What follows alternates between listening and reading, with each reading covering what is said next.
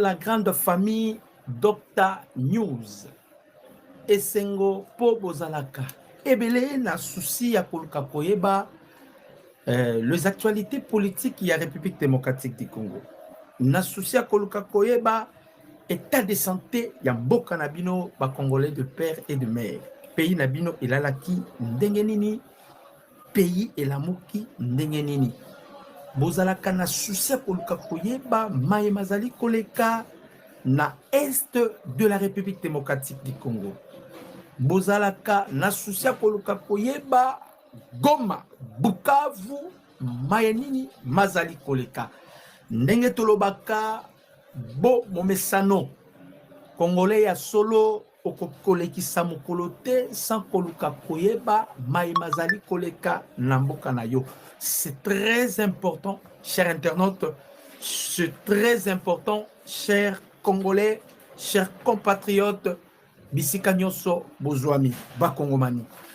Voilà pourquoi bisope bana na bino baleki na bino toyaka liboso na bino ko s'informer. Parfois vous êtes informés plus que nous, mais toyaka ko se complémentarité.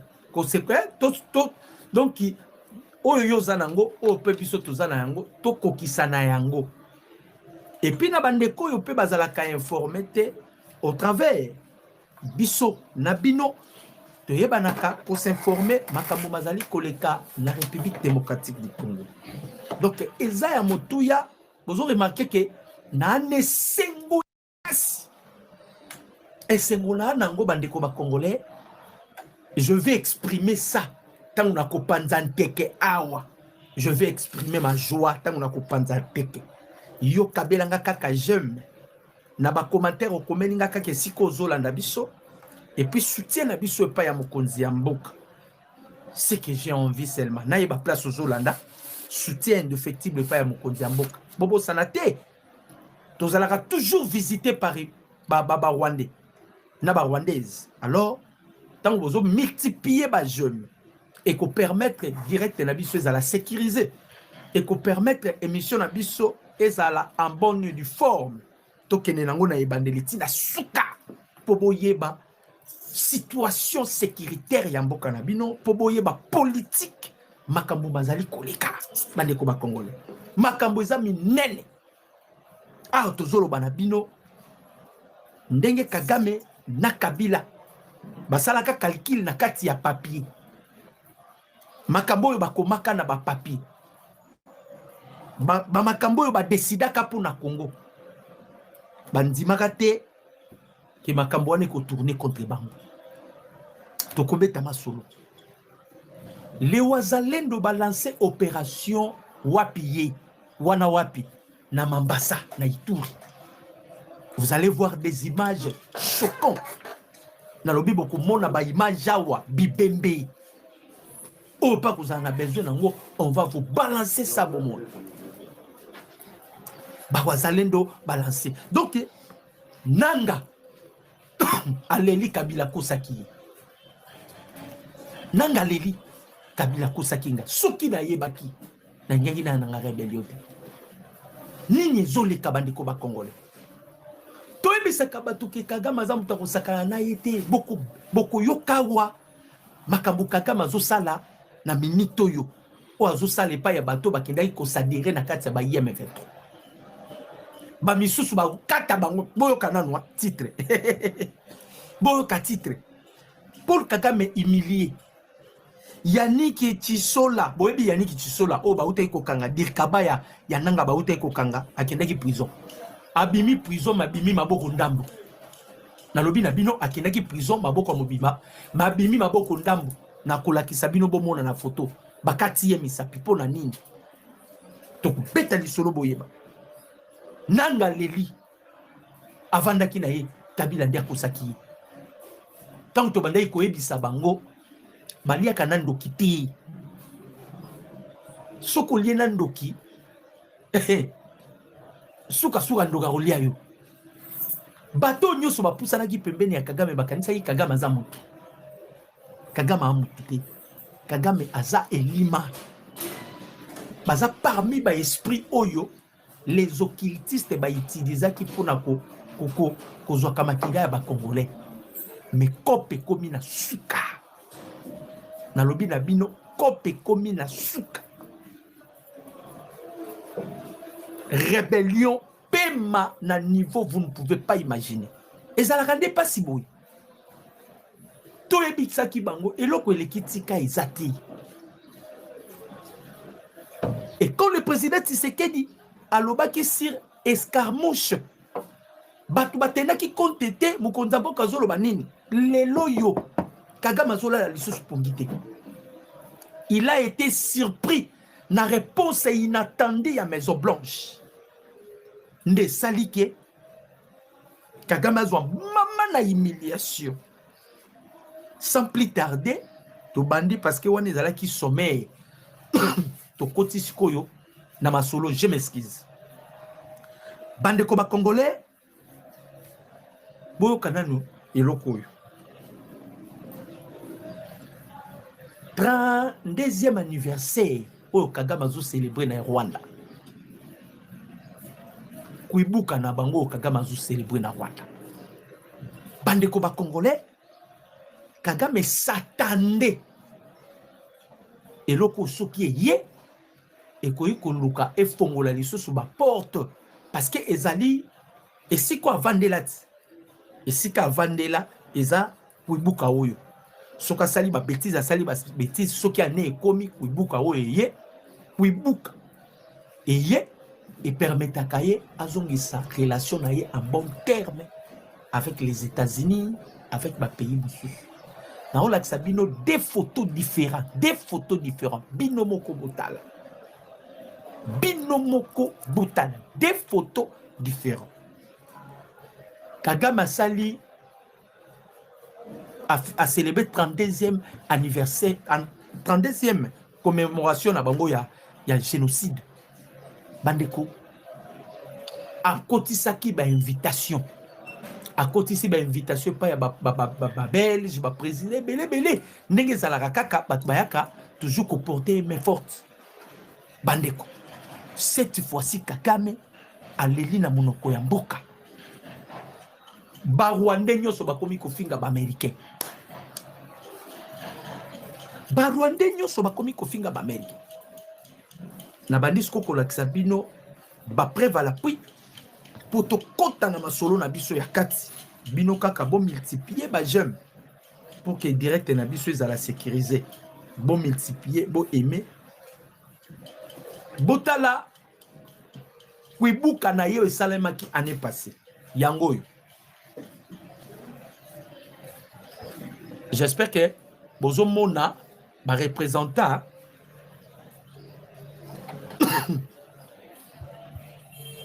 ma représentant. Bon, bango non? Batu belé. Ouais, Salima qui année passée.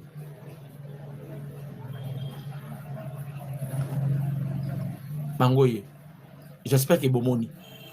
Oyo année passée. Tant on a azalaki makasi. Botalasko oye salami ya lobby. On a des photos, puis on doit en parler. Botal. Oye Salamaki Lobby. Qu'est-ce que vous avez remarqué? Bandeko ba Congolais. Botala, malam. Qu'est-ce que vous avez remarqué? Même endroit, même lieu. Tu vois? Ça, c'est le passé. Et ça, c'est le présent. Bon, Yango. Alors, si Kagame eloko ekomaki Kagame s'attendait, si on a comme on a attaqué biso banini s'attendait que tango kuibuka na ye ane a kuibuka koya ayebi ndenge nini a se reparaka na bandeli bandeko to fongola misu na tieli bino des images na moni kutu papa nanga edi lokwa alobi c'est la fin de la politique de victimisation de Paul Kagame. Merci papa nanga. Otala bien bandeko. Koloba nanga teke yo gerezo umela ba américain baso selo botala nanu na misu botala.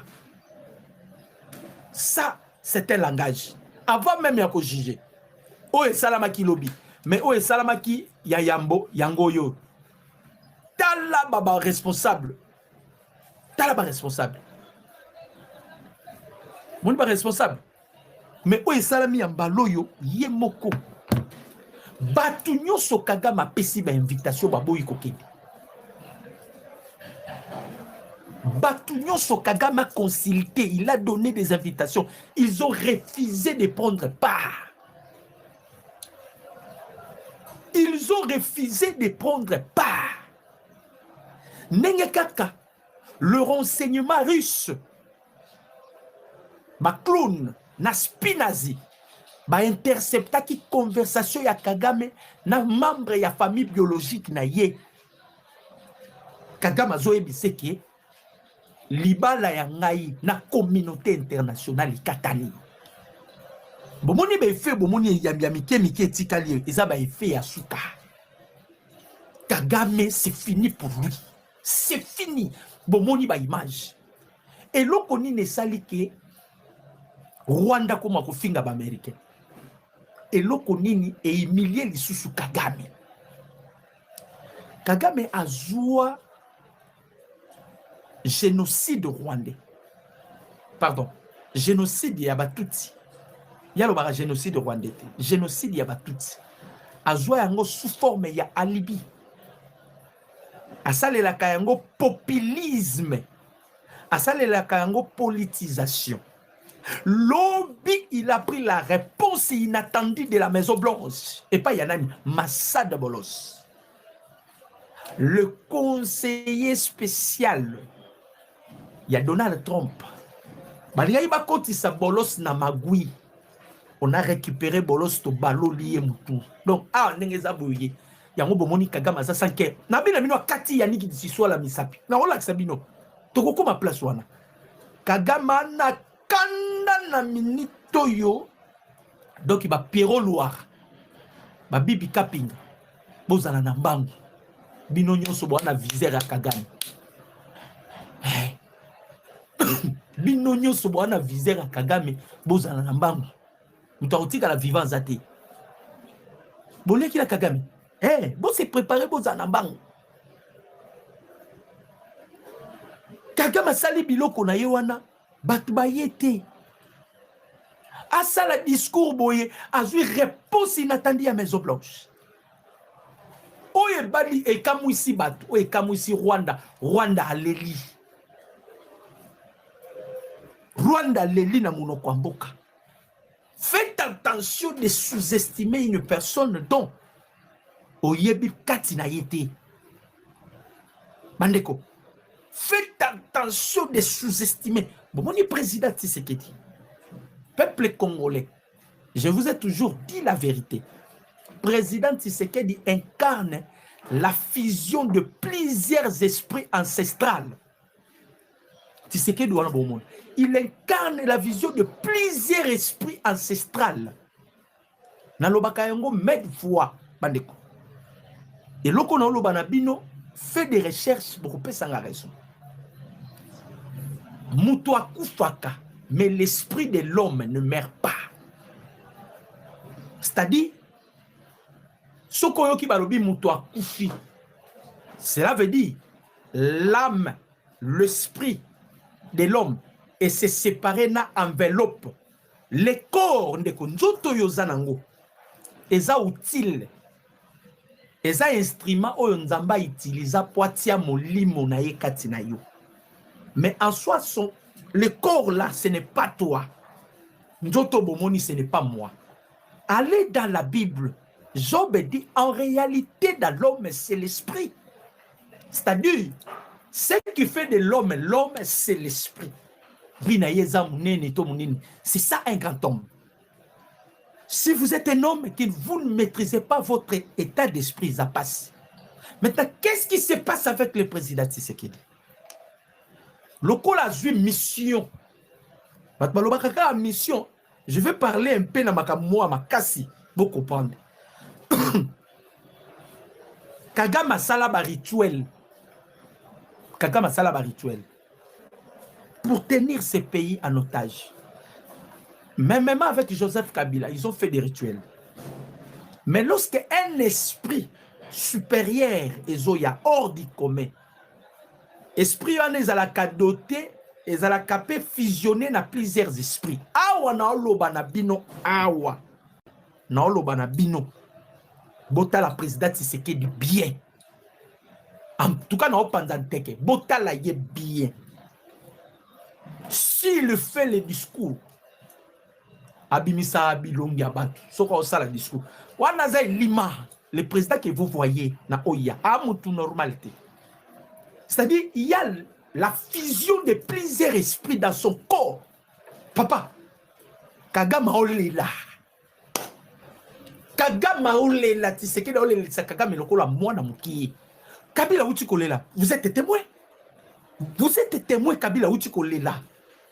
Qui est Tshisekedi Bandekova Congolais? Après Kabila, 18 ans de pouvoir, je m'excuse, officier bien formé, il avait l'armée, la cour, Nyonso. Tshisekedi a utilisé Kakabiki na papier botolio Nyonso. Vous pensez que Tshisekedi est normal? Kabila Romi Koloba, na komi vivre dans la caverne. Naza donc Naza, il devient un fugitif. Kagame qui va maintenant plairer et pas un déconnaillé. Tshisekedi a ruiné ma vie. Hein? Dans la visite, il y a Rwandais Zouana. Bon, métifier Kaba j'aime.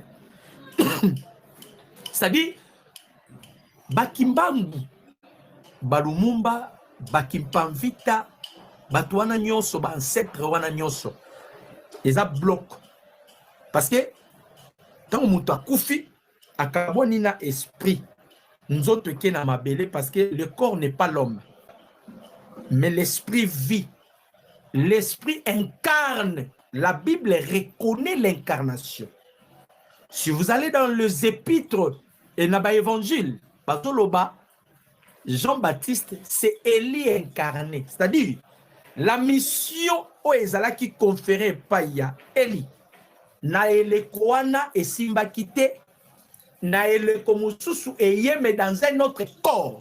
Makambu Kagama zomona koyo.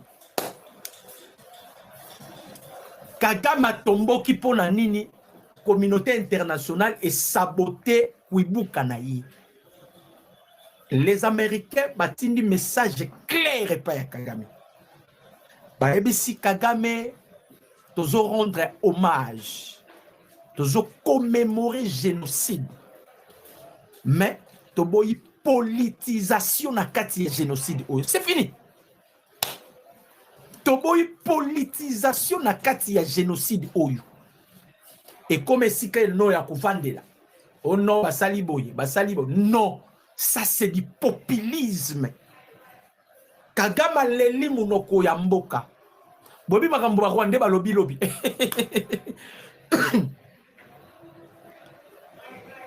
Mwana Biarimana déjà bandi ko tambola. Aozwa coaching ya muko tombolo. Tshisekedi. Aibi si mwana Biarimana na okotso banda ko moko boya. Na okotso na. Aozwa déjà coaching. Yango boyoki. Kagame lobi azolela. Alobi akoti kate. On doit maintenant faire la guerre. Guerre Yanini. Quand il voit Tshisekedi avec Jean-Luc Abiyarimana. Donc Tshisekedi se prépare en sorte qu'il y a l'Ongolais na pouvoir. Ba Rwandais ba koti réunion. Ba Olivier Ndoringerere, ba Kabarebe.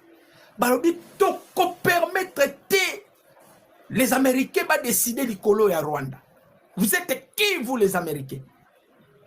Beaucoup mis ça dans Tshisekedi Nyon Swalingi. Tshisekedi, tout ce qu'ils veulent demander, les Américains s'inclinent. Qu'est-ce qui se passe? Kagame oublie que l'histoire ne fait que répéter. Et ça qui n'a moment où Kagame, vous allez qui n'a nyonso. Vous allez qui n'a nyonso. Nyonso zalaki na obédience na yo. Mais tu dois comprendre que horizon est changé. Boebe loko ebeti bango lisumutu. Boke loko ebeti bango mutu peuple congolais. Tshisekedi a sali discours, président Tshisekedi a sali discours na centre culturel. Président Tshisekedi a lobby, papa, je m'excuse, naba opposant baleli. Babi poli Tshisekedi a sali discours. Donc, on demandera au chef de l'État de nous expliquer pourquoi de tels discours. Le président Tshisekedi a lobby dans l'horizon 2034. Je rêve dans l'horizon 2034. N'a commis ça la République démocratique du Congo, na scène pénale internationale. Donc si on peut parler du monde, ma pays solution, on parlera de la République démocratique du Congo. Horizon 2034, Ngai Tshisekedi. Na olingala comme ça. Parce que tant que Tshisekedi a mis horizon 2034, na Ngai. Papa, je vous ai expliqué Léopard. Allez voir les attitudes, il y a Léopard. Allez voir comment Léopard a ça la chasse naïe. Vous avez affaire avec un esprit supérieur et un esprit surnaturel. Ce n'est pas un esprit naturel. Parce que si Tshisekedi était un esprit naturel, Papa Ngara Télématé a PCS Sikavanda. Horizon de Balusi, opposition Leli. Ils oublient déjà que surtout dans la constitution, Bandeko, rassurez-vous, soyez calme. Rwandais, Balobi, toko permettre les États-Unis à s'imposer. Donc Tshisekedi commence maintenant à contrôler l'Afrique. Ça, ce sont des Rwandais, Balobi Angolobi. Donc les Américains veulent faire de Tshisekedi une personne qui va commencer maintenant à contrôler l'Afrique. Naloba Kiango, il est le remplaçant valable de Kagame. De la même manière, ils ont fait avec Kagame et Mobutu. C'est de la même manière. Eza loi. C'est une loi.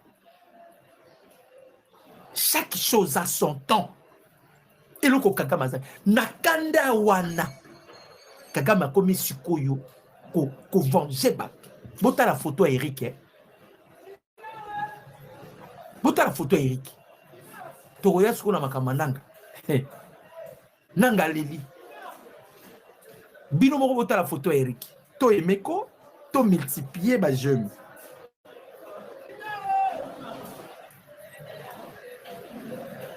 Na ola sabino bota la.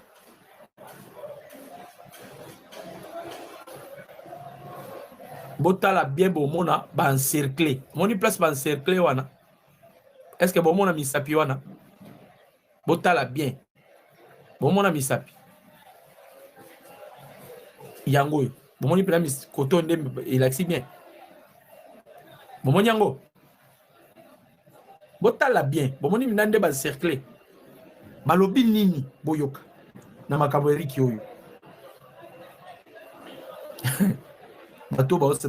Kagame. Kagame a ma bé. Les marionnettes Yannick Chisola quittent la prison sans droit à sa main droite. Qu'est-ce qui est arrivé au juste? Ce petit marionnette congolais joue avec Paul Kagame. Croyez que Kagame c'est un cousin à eux. Il tente de se soumettre avec le motif qu'il serait dirigeant si la guerre est finie. Ils doivent demander, ils doivent demander le pasteur Bizimungu, frère de Rwigema et les autres, là qui est Paul Kagame. Batuni bango. Botuna pasteur Bimungu. Si Paul Kagame peut tuer Patrick Karegere, un ami intime qui est Kagame Boma, ami intime na ye. Ah, ce qu'on bat baolo. Tout le monde kaka Yannick wana kotaki, babengi sie na Kigali a koti. Après quelques jours à Bimi, misapi na maboko ezate. Bakati ye misapi. Dans sa main droite. Misapi ezate. Si konde bakobi kotuna bango. Si boyoki mususu na tsela ki bino lobi azolela. Comment les analystes. Botuna ki Kagame te. Botuna ki te qui est Kagame. Bandeko. Kagame alekina mabe na mabe. C'est Messi Kagame. Alekina mabe. Balobi boye. Soki Kagame komi na niveau a koboma ami intime na ye. Yo Yannick Chisola oza nani. Babi, si Kagame peut tuer Revoca Remagingo au Mozambique, l'homme est proche de lui et un ancien lieutenant de son armée qui est maintenant Corneille. Ba plus proche na ye Kagame azoko isabango.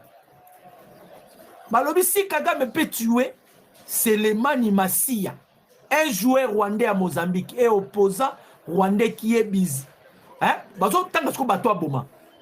Soki Kagame komi na niveau ko boma, Selemani Massia, un joueur rwandais na Mozambique.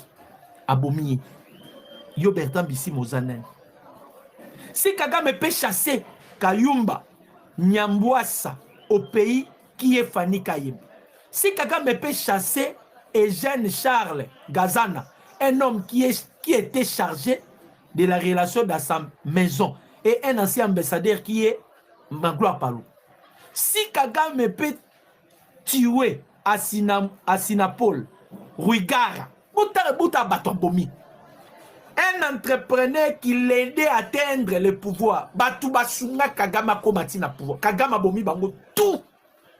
C'est-à-dire, je me rends compte, Mouto Kagame Tikala na Eka Keza Oyulu, Kabarebe. Balobi, si Kagame peut tuer Fred Wigema, le fondateur de FPR, même FPR, fondateur Nango, Kagame Bomaï, et l'homme qui était chef du mouvement FPR, je m'excuse, Ngotani et qui est Jonah. Si Kagame peut tuer Anne Wigara, une fille, Yamuninga Naye, à Bomiye. Donc Kagame vit avec de ça. Akati Yannick Yona Misapi. Tozera Louara, Tozera Tiswala, Baye Bisabiso. Et comme il dit, voilà le protocolaire des Rwandais jusqu'aujourd'hui. Ils n'ont jamais compris qui est Kagame au Congo. Ils pensent que la guerre sera à leur faveur. Nabino bonde kozela Kagame zonga lisusu. Nayeb seki bino déjà que kati na bango baye ko beta o babaki soki bazongi batoyo. Soki bazongi bakosili sabiso tuna koboma. On est qui carte na bango bande ko beta. Soki bazongi bazui sous opportunité à kozonga. Que bazui pouvoir na maboko. Oh les Bantous, Kagame va vous tuer tous. Na ba Franck Tumba, ba Christian Chiouyo. Et il pensait que Kagame sera zongi pour la deuxième fois. Aotika bango en vie. Vous rêvez? Balobi, Yannick Tissola est allé en prison avec tous les doigts. Akendaki prison na maboko, misapignon sur maboko. Et il rentre avec des doigts à la main droite. Une punition d'avertissement que Kagame lui a fait.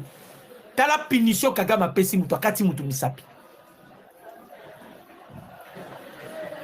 Et ça prouve maintenant que peut-être que nani baboma na bangoy. Nani oyo Daniel Saf. Et ça prouve que Daniel Saf peut babomai. Tout solo la pina pour les. Peut-être que peut baboma na bango Daniel Saf. Mais comment multiplier ba j'aime, bon partager, ba congolais ba aller informer. Daniel Saf sans suite. Makambo Daniel Saf yeba na kate. Avec Kagame, imaginez Daniel Saf à Kenda rébellion na Est. À Kenda rébellion na Goma, a commis na Goma. Ah, chose à la besoin Kendi. To kangayote. Peut-être c'est qu'elle a kangayote. Pour votre information. Président Tshisekedi a kangayote. A toye na frontière ou si on a Goma. Ba bengi mkonzambo paloba botika ya bimake. Daniel Safake na Goma boyo kalisolo. A commis na Goma a Monika nanga sécurité somme comme un chef de l'État. Lui, il pense que c'est de la gloire. Or, ce n'était pas de la gloire. Et ça, emprisonnement à ciel ouvert. Quelqu'un qu'on a... Donc, toutes les responsabilités à crime au Kagame Sali na Est et la République et kozana mutu ananga. Daniel Safou, il devait maintenant parler avec Nanga. A ABC, garde corps ya Nanga. Oh non, est-ce que possibilité zaboti kanga nande kunanga to solo. Les termes ya ndeko. Ndeko nanga congolais to solo, hein? Depuis ba betaye kuba wana ti lelo ayoka na raté. Famille à Safou, Bossala bapel, Boyeba, si Safou est en vie ou Safou est déjà mort. Avec Kagame, Kagame ne blague pas. Président Tshisekedi Aza Sango. Ce que je vous dis est vrai. Président Tshisekedi Aza Sango. Kagame Aza Mutu Yamakila. La différence, il y a pouvoir, il y a Kagame wana. C'est le pouvoir assis par les sangs. Nous, les Bantou, notre pouvoir est assis par les santé. Voilà pourquoi ils ont aligné mon sous président Tshisekedi Akoyi Koko Tate pour Akoube Bisa.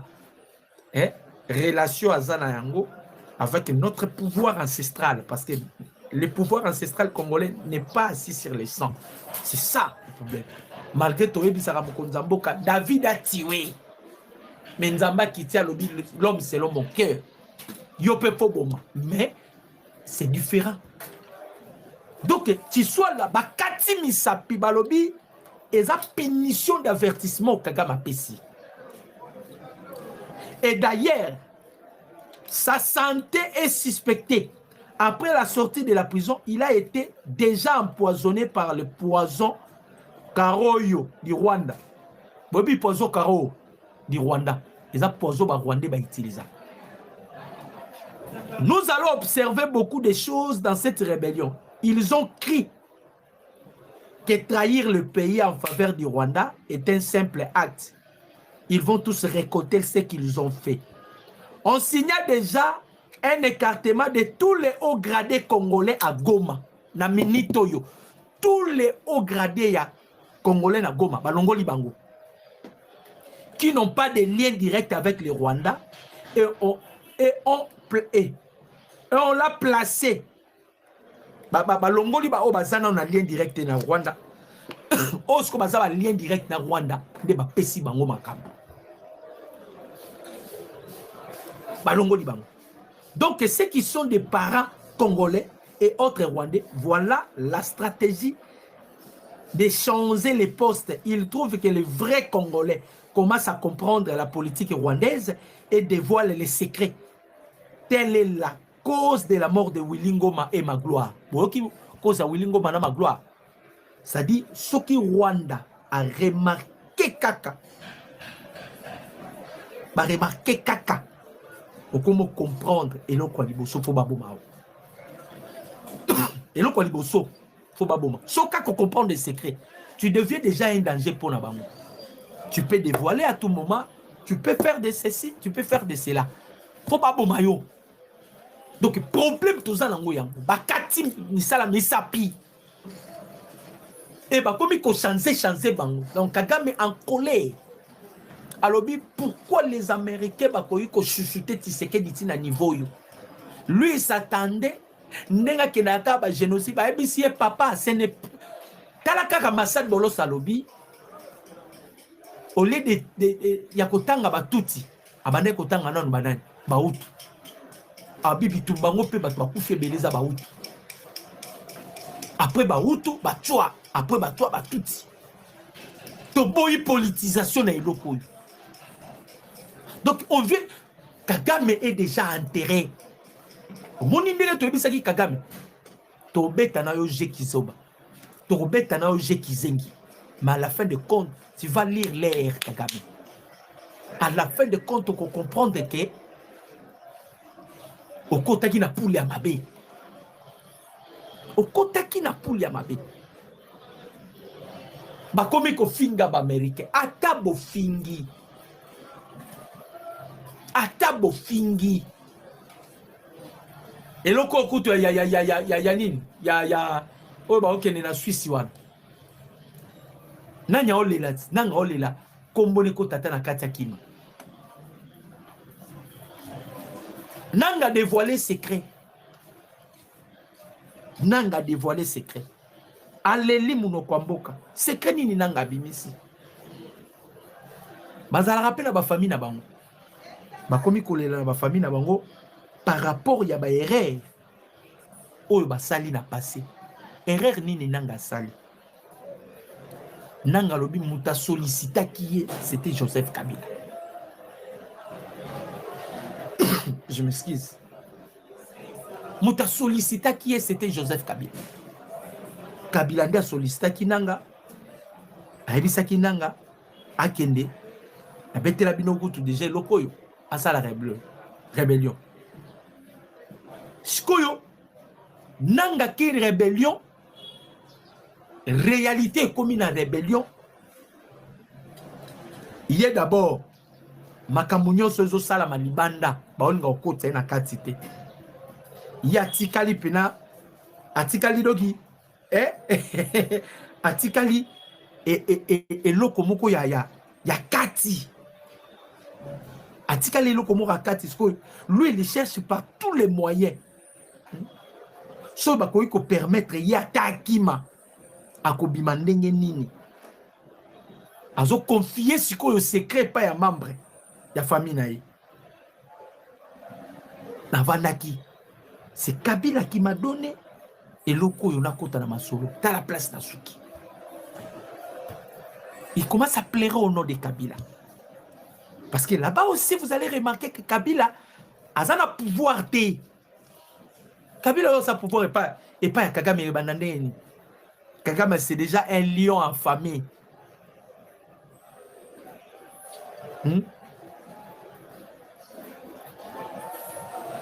Un lion en famille. Oh, à combien de katana bango misapi. Kanda kutu ya makambo kibu kana silité parce que lui il espérait. Il espérait na makambo kibuka azwa gain de cause. Ba menele ba balaye yango ba bisi Kagame to kota suna ba jena yote. Et parmi biloko sali Kagame leli. Nanga se pose la question, il va aller où? Na makambo ne komi déjà ko ya moto. Bitumba bazoko kate. Diplomatie n'en parlons pas. Kagame a bomba li susute. Aebisi batu tokanga sentir awa makambo mabebi. Makambo mabebi. Donc nyonso ekomi bololo. Toeba ki ke bakozala bloqué quelque part. Yango na ebisi bino bandeko. Peut-être ko ikoloba me Goma, Bukavu, bandeko ba congolais. Botala ba effet zoleka. D'abord, pour nous aussi la na mutu a kufa pour nous aussi la na ye, il faut d'abord l'enterrer. Kagame est vivant mais on a enterré Kagame. Il est vivant mais on a enterré Kagame. Botala bino mo nenge to enterrer Kagame. Botala. On a enterré Kagame. Ana place à Rokendete, donc Kagame Zawana.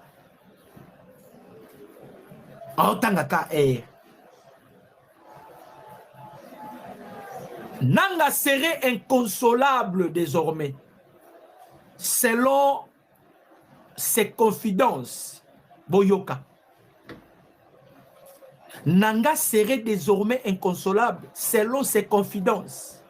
Nanga regrette amèrement d'avoir écouté Joseph Kabila pour lancer la rébellion contre la République démocratique du Congo. Okolela. Nanga regrette Kabila abomi singai. Nasala ki erreur ndenge na okaki Kabila. Nanga, tu ne devais pas seulement citer Kabila. Tu devais aussi citer Cholé. Ce sont les gens qui vous ont encouragé. Nanga, nous cherchons un brave homme qui va prendre des armes et chasser Tshisekedi au pouvoir. À cette époque-là, tout n'a Cholé. Tant que vous avez une initiative à Roubengana, Tshisekedi n'a pouvoir. Tshisekedi a qui n'est l'époque. Tshisekedi a qui n'est l'époque.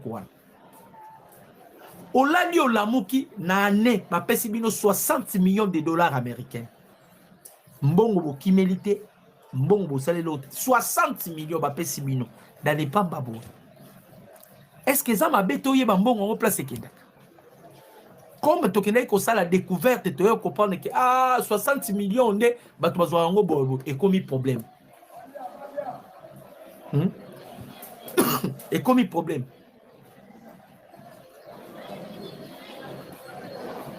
Donc pour la bango ezala ki mbongo wana toyeba te. Mbongo wana toyeba te. Ne toyebi yango problème. Nanga komi kolela. Bande ko ba congolais. Nanga pleure. Azo lela ya kolela. Kabila kosingai. Toyebisaki nanga ti. Nanga makambo yo zolu kokokoka yango. Toyebisaki nanga makambo yo zoluka okokoka yango. Voilà où en sommes nous avec nanga. Dans la place to komina nanga bandeko ba congolais.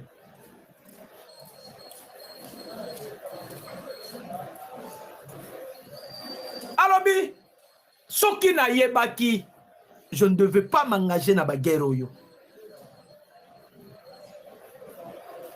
Je ne devais pas m'engager. Effectivement, Kabila Kosakio. Alobi, il a échangé sa vie stable contre les chaos. Il réalise tôt ou tard. Vine azalaki nango ya stabilité, na changé yango na chaos. Donc, ils étaient sûrs, bandeko ba congolais. Bango bazalaki sûrs par rapport ya coup, ya mixage et brassage oyo Joseph Kabila réussissaki kosala au sein de l'armée. Donc, pour la Kabila akokai kozonga na ye à tout moment. Pour la Kabila akokai kozonga na ye nyonso. Pona Kabila akokaki akei azongi na ye au pouvoir na makambo nyonso. Bandeko ba congolais. Na kati ya terrain. Oyo kaka maye komi vino. Nyonso komi bololo. Kagame kuna olela na gauche, Kabila zolela na droite. Tout ça, c'est comploté contre une nation sainte. Quand vous cherchez à combattre les Congo, vous savez que les Congolais beaucoup. Les Congolais vont surprendre Bango. Le Congo a surpris le monde. Calcul, n'est-ce tout ça la n'est-ce pas guerre salima kabande. Ba guerre ba mandu qui ba pesa kayango na fonction ya timing ya temps au borosala bitumba. Ce qui dirait bitumbe ko sala 2 mois, donc on vous dote ba mindu qui y a ba 2 mois, il y a ba 3 mois, objectif est zanini so bo sali bitumba et permettre bino bozwa carence te. Ba sala ki ba calcul. Je m'excuse. Na ba calcul na bango, il pensait que ba ko réussir na ba kuna bango. Bande ko bitumbe bandai bande sila kate. Au moins te na ba rebelle bango mo bolé.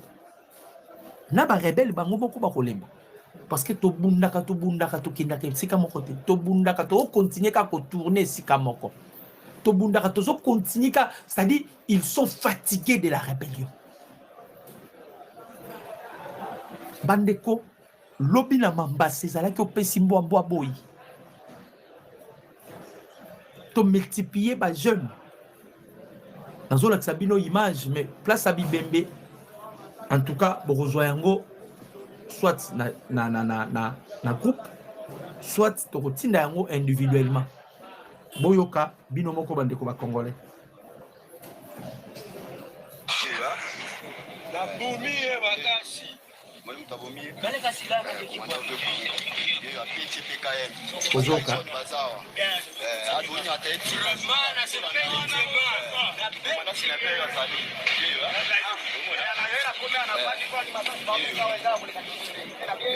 ebembe yango wana tokimisa musika po bomona te libembe yango wana me bozoyoka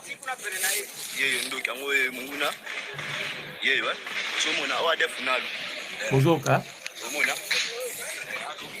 donc bandeko bakongolais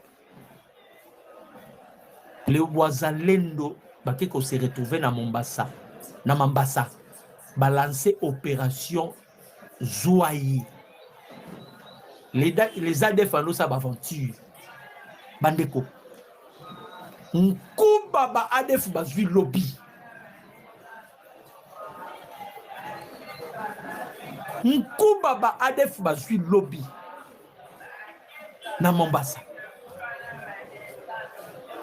dans la province de l'Ituri, territoire de Mombasa. Les ADF en débandade, les FARDC et les V2P Wazalendo pourchassent les terroristes des ADF dans les forêts du territoire de Mombasa. Plusieurs terroristes ont été neutralisés et leurs bastions repris par les FARDC.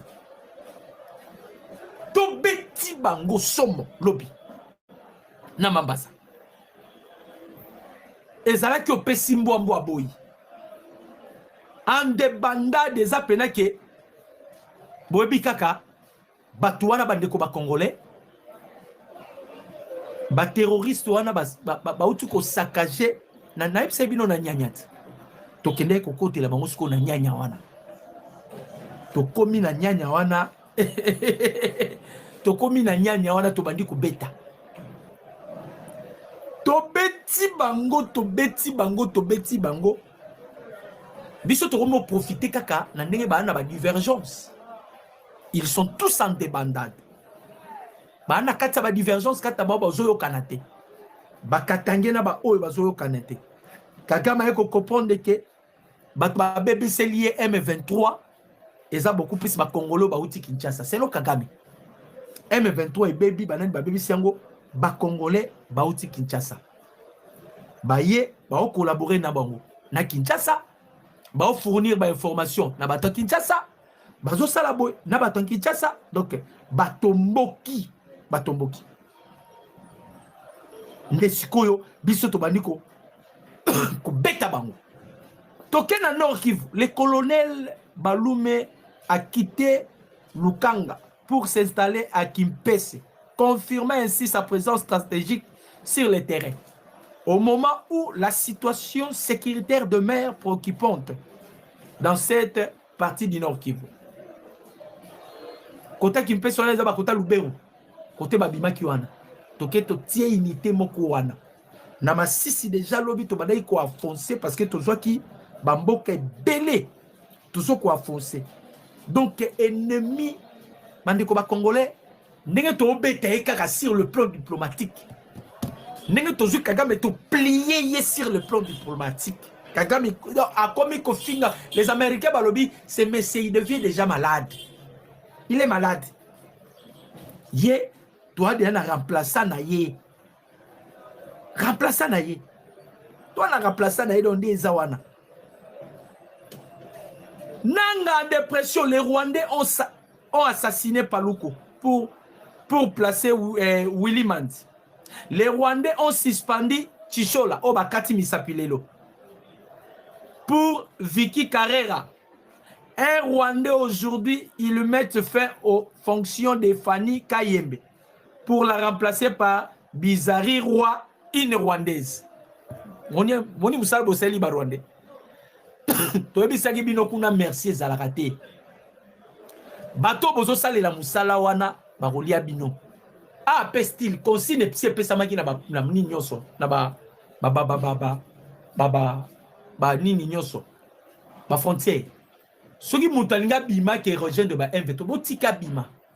Ba msu ba nyeba bima ba bima te pona nini. Maka kwa mukolo boyebi wana. Il devait depuis longtemps qu'on rejoindre ba M23 ba no bima te pona nini. Aotalaka aller sans retour. Eh, problème est que place au Kekune Simba. So simito zonga ndeni. Eh bandeko ba Congolais. problème eza ke okende kuno esimba ndeko moko tuninga Claude Lubaya bato wana nyonso Kagame akoboma bango. Kagame lobby les M23 avant arriver à Bananga naza clair lobby na réunion a sali expertise a sali examen de conscience avant Bananga avant bato wana nyonso M23 zaki boete bato ba ko bebisa M23 za bato ba uti Kinshasa. Donc bato Kinshasa sont des traîtres. Batinda ki bango na mission pour venir détruire les M23. Ça c'est Kagame. Et parmi bato bazo suspecté wana Ibalan qui a la carte. Ibalan qui a la carte. Parmi bato bazo suspecté Ibalan qui a la carte. Et ce sont des gens batinda ki bango pour baya ko bebisa M23. Donc Ibalan qui a la carte. Comment on a Kati Yannick Tissot la omi sapia lobini les avertissements donc ça ça la omi asali na batu mususu avertissement avertir car Yannick Tissot la te ba Kati misapi pour na kobangisa siko bananga wana et nanga komi kolela Kabila kosa kingai na tiki vi bandeko na ebisi bino vina ngazala kinango nanga zaki patron bandeko biso to communiquer tozo de l'autre côté nanga ki na mituka avoir déjà une maison na Gombe un étage à des niveaux il n'est pas n'importe qui nanga avait tout abandonné aussi les ala qui moko bango nyoso ba ki ba rejoindre Kabila libanda basa la force non Kabila zaki na no Kabila on dirait nanga Kabila te Kabila bimi, nanga bimi. Bakenda ki banda po basa la force. Donc ba yeba kike nde ba ça la force na bango wana avec l'appui, il y a infiltration au sein de l'armée. C'était ça le calcul ya Kabila. Il comptait d'abord sur l'appui et infiltration au sein de l'armée. Bandeko Kabila zaki na contrôle il y a 85%. Hein? On se comprend. Il y a 85% il y a des officiers. Ça dit si bakenda ki ba yebaki. Ce qu'on nanga komi kolela, la pamba te bande ko ba congolais. Calcul sur terrain et changé. Boki o le kaki lobi na Nations Unies. Couloir humanitaire. Ba lobi il faut à tout prix ba fongola nini Goma. Couloir humanitaire. Qu'est-ce qui se cache derrière couloir humanitaire? Hein? Qu'est-ce qui se cache derrière couloir humanitaire? Parce que bah exiger faut ba fongola yango. Oh kaka malobaki toko fongola yango te. Oh avant fongola faut tout ma M23 parce que bah M23 bazo ko faire partir na nini ya Kagame. Avant fongola faut tout na ba M23. Sko awa malobi déjà que faut ba fongola yango. Donc ils sont en difficulté. Talaka ndeto beti bango na mabasi. Na masisi to continuer ko beta. Malgré que Kagame il se concentre maintenant sur la guerre. Mais tu vas faire la guerre avec quel pays? Toi tu as signé partenariat lobby, coopération militaire avec l'Égypte. Tu as signé coopération militaire na Tanzanie. Le même style, le même système. Oyo Kagame salela ki biso pour nous déstabiliser. Biso pe to komi ko bunda. Tu utiliser le même style. Objectif final des années, quoi anéantir Kagame. Et tout ça déjà n'a pas ya quoi anéantir Kagame. Moi na ya biarima na komi ko tambola. Na bia zo coaching ya président Tshisekedi. Boka c'est l'oroni ne lisa Kagame. Azo multiplier ba réunion. Il multiplie des réunions. On multiplie ba réunion pour ani. On multiplie ba réunion pour yebike makambo mabe komi kuya. Makamwabe Komikoya, les Américains ne veulent plus de Paul Kagame à la tête du Rwanda. Et Kosalama Mokolonini, je ne pas cette date-là. Mais au moins, les Américains, Talaka Massad Bolo soit ABC. Les États-Unis, à cause de la licence aussi, il y a des bêtises. mbula na mbula Kagame akosi mokili, mbula na mbula Kagame akomi ko célébrer kuibuka ye moko na mwasi na bana na ye. Donc baventure ya Kagame esuki, baventure ya Kagame esuki. Donc Kagame penza biliaki ye bikoki tolakisi Kagame ke toza fort koleka ye. Falaki to longoli na scène internationale to longoli. Ah, peine Zoé Bisabino, je vous informe déjà. Julien na Lumumba, je m'excuse. Moi na Lumumba. Côté Zoma Takaka na OIF. Voilà perso eza mama na muntabu. Oto nani Emmanuel Macron. Mama na mutambu oto tele Emmanuel Macron. Soki Macron salika ba blague. Soki Macron sali ba blague. Papa mnangai Ferdinand Fernandez atuni ngai ibalan kaza bazana papa na lobi na bino ke batwana bazana c'est-à-dire OK komi koti sa prison ozoye ba moyo ko bimate makamunanga lobi yangwana. Il a confié ça na une confidence ya famille na bango. Abi muto azwa kingai muto a sollicita kingai, c'était Joseph Kabila. Kabila nda sollicita kingai na na rébellion. Kabila nda sollicita kingai na rébellion. Maintenant je regrette. Pour la nini na lukai na sala rébellion na République démocratique du Congo. Pour la nini je ne devais pas faire la rébellion. En soi problème est zanini. Tozo bunda na Rwanda. Tozalaki infiltré na armée. Et l'autre ya mutu ya président Tshisekedi ya salaki, c'était d'abord de gérer la guerre. Gérer la guerre. C'était pas facile. To gérer guerre, to gérer na ba infiltro tozalaki na bango awa. To yebaki au fur et à mesure tozo gérer guerre. Au fur et à mesure tozo kende, ba carte na bango banda ozala changer. Et ma carte banda la changer. Ça va nous permettre ya koye babatoyo ba collaborer na Rwanda. Tu bandi ko gérer guerre. Franck Kitumba bimi. Tozo gérer guerre. Christian Chiwewa bimi. Tozo gérer guerre. Moi so bazwaki na minamini na Kabadiadingi. Tozuye. Tozo gérer guerre. Miiko na kati ya présidence bazuye. Tozo gérer guerre. Miiko wana c'est Papa Malou, hein? Martin Malou. Il y a maison civile. Il y a une attaque qui est mabou. Tozo gérer guerre. Toye kozwa muto il y a ANAPI. Et pardon, il y a FPI. Boye piye. Tozo gérer guerre. Toye kozwa muto il y a OCC. C'est-à-dire, pour l'enlever bisabino que tozala qui penza entouré na bato mabe, on devait aller mollo, pas à pas. Toano kenango avec assurance. Ce que eloko ezo dépassé Kabila. Eloko ezo dépassé Kagame. Batuana nyonso Tshisekedi a identifié ki bango ndenge ye nini. C'est ça la question au bazar nango tisiko na mitu na bango. Batuana Tshisekedi a identifié ki bango ndenge nini. Non, système ya ko gérer guerre et permettre ki biso toye ba batuana.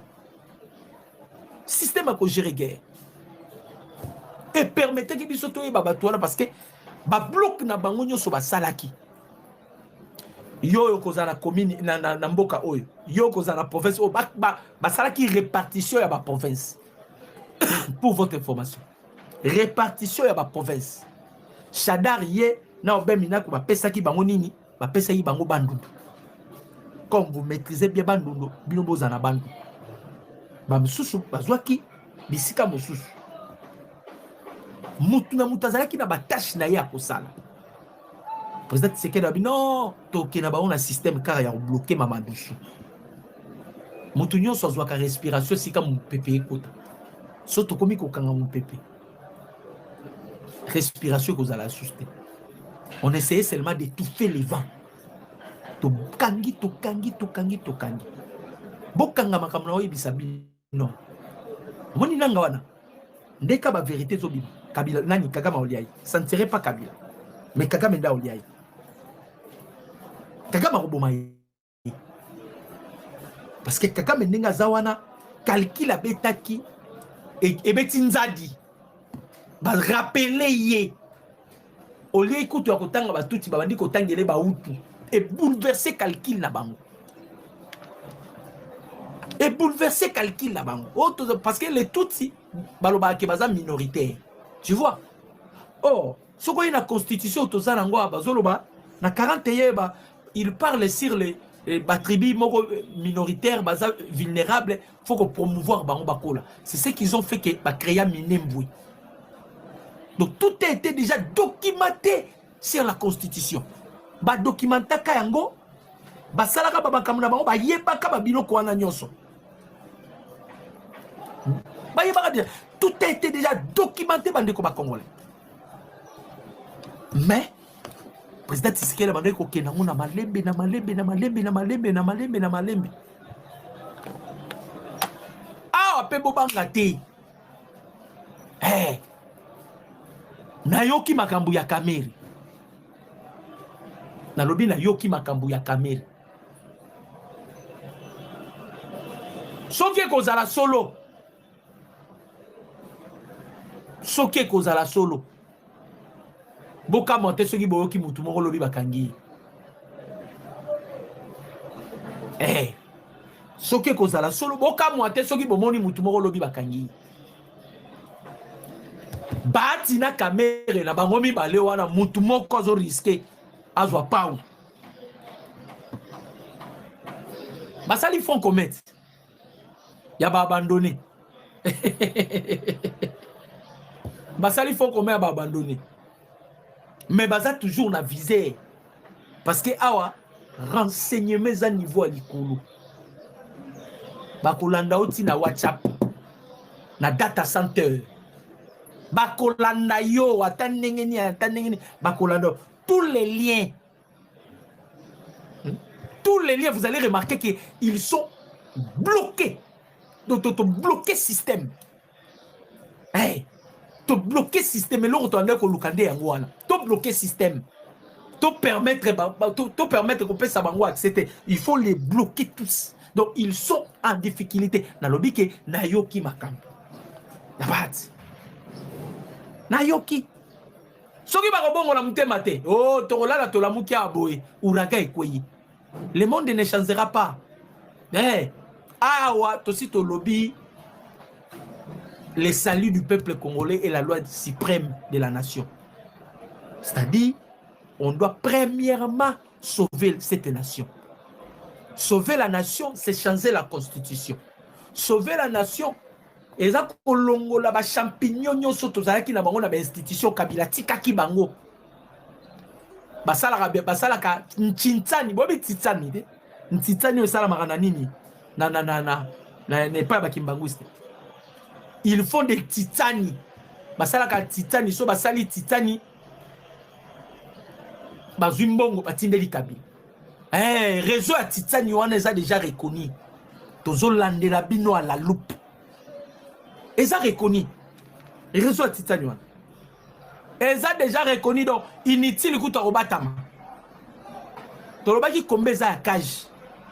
Ils ont essayé la prison de l'eau, mais ils paiement. Bah essayé la prison de l'eau. Bah mais ils paiement. Bah si quand nous sommes là-bas qui écoute, bah mais ils paiement. Clé boa. Ah bakati Yannick Misapi. Etika lina ni bakata Misapi.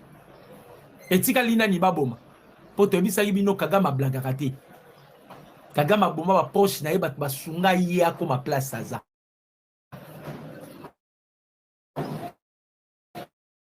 Kagame bomaka. Il vit avec les sangs. Amelaka sang humain. Donc il est sans cœur au pur. Ako bomabino tozo kende. Voilà bandeko place tozo kende. Masolo ezaki toko. On est déjà dans les bons. etikali kaka biloko ya mikie pour que bagoma pa Bukavu ezala libéré. Dans la information moko ya maître Costa Mutamba, bien que nous avons une précision, nous avons une précision, mais il serait déjà acquitté. Nous avons une précision, peut-être dans le Luka, mais la bino ba information, mais il serait déjà,